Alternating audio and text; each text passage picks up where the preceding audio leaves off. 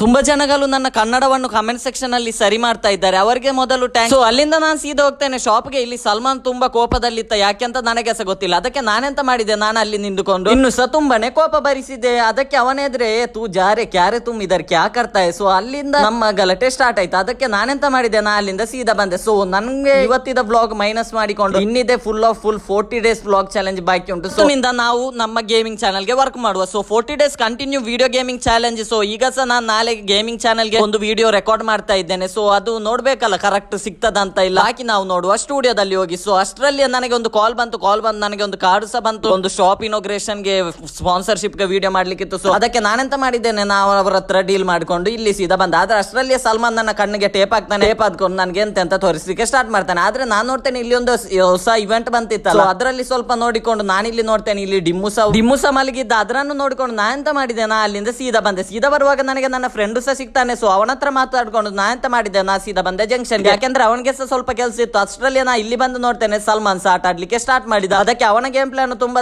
Time ಇಂದ ನಾನು ಸಹ ನೋಡ್ತಾ ಇದ್ದೇನೆ, ಮತ್ತೆ ನನ್ನ ಫ್ರೆಂಡ್ ಸಹ ನೋಡ್ತಾ ಇದ್ದ. ಆದ್ರೆ ಅವರಿಬ್ಬರ ವಾಪಸ್ ಗಲಾಟೆ ಸ್ಟಾರ್ಟ್ ಆಯ್ತು. ಅದಕ್ಕೆ ನಾನೆಂತ ಮಾಡಿದೆ, ನಾವು ಅವರಿಬ್ಬರ ಎಡೆಗೆ ಒಂದೊಂದು ಮ್ಯಾಚ್ ಮಾಡಿದ್ದು. ಸೊ ಎರಡು ರೌಂಡ್ ಆದ್ಮೇಲೆ 2 ಜನದ್ದು ಆಯ್ತು. ಅದಾದ್ಮೇಲೆ ಕಸ್ಟಮ್ ಸಹ ಬಂತು. ಕಸ್ಟಮ್ ಎಲ್ಲ ಆಡ್ಕೊಂಡು ನಾನು ಸಹ ಅಲ್ಲಿಂದ ಸೀದಾ ಬಂದೆ ರೂಮ್ಗೆ. Finally day 325 has been completed. ಇನ್ನು ನೋಡುವ ನಾಳೆದು ಬ್ಲಾಗ್ ಅಲ್ಲಿ. ಓಕೆ, ಬಾಯ್ ಬಾಯ್.